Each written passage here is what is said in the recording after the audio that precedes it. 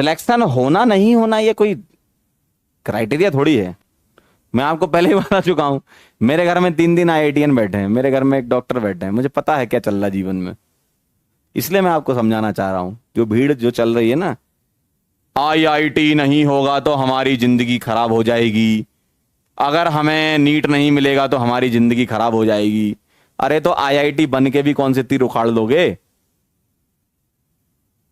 IIT में पढ़ोगे, वहां इतना आसान नहीं है जितना तुमको बेवकूफ बनाया जाता है, कोचिंग वाले जो तुमको बेवकूफ बनाते हैं। मैं तो सही बता रहा हूं, सच बोल रहा हूं मैं आपसे। जो आईआईटी और नीट वाले समझते हैं ना, एक्चुअली क्या है, तुम लोग 12वीं क्लास के बच्चे और तो तुम लोग बहुत जल्दी जो है खेल कर देते हो जीवन में। बहुत अच्छी बात है कि आप किसी एम के लिए लड़ रहे हो, मैं इसमें आपको बिल्कुल मना नहीं कर रहा कि आप अपना एक एम सेलेक्ट करते हो। भाई किसी का एम होता है कि आज दौड़ेंगे, तो उसको तुम कमजोर थोड़ी समझ लोगे। किसी का एम होता है कि आज हमें आज ये करना है, कमजोर थोड़ी हो आप।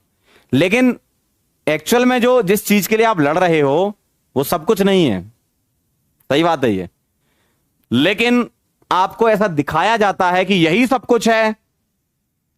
सही बता रहा हूं मैं, अगर मैं अपने घर में अकेला लड़का होता और मैं इंजीनियर होता तो मुझे ये सब नहीं पता होता। मैं आपसे एकदम सही चीज शेयर कर रहा हूं। मेरे घर में 3 आईआईटी में हैं, एक आईआईटी कानपुर, 2 आईआईटी खड़गपुर, मेरे घर में मेरे भाई।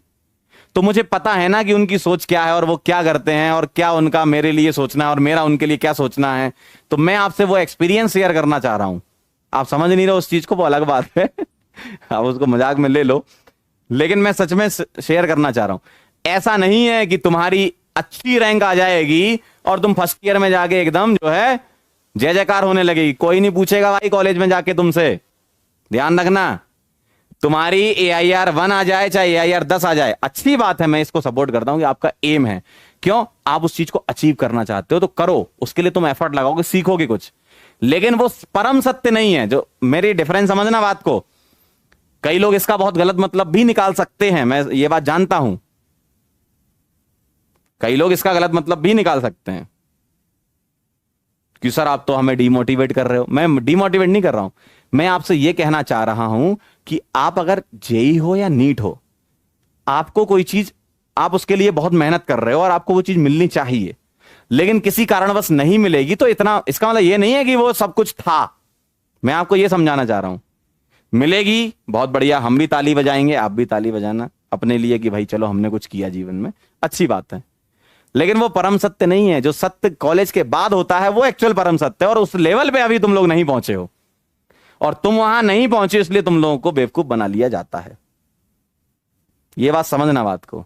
आपके घर में कोई भाई हो या बहन हो जो कहीं इंजीनियरिंग कॉलेज में पढ़ रही हो या मेडिकल कॉलेज में पढ़ रही हो, उनसे पूछना, ये मेरे शब्द नहीं है, मैं मुझे नहीं पता कि आपका भाई या आपकी बहन किस कॉलेज में पढ़ रहे हैं, लेकिन उनसे पूछना कि उस कॉलेज का जो टॉपर होता है और उस कॉलेज में जो लास्ट रैंकर होता है वो बराबर हो जाते हैं।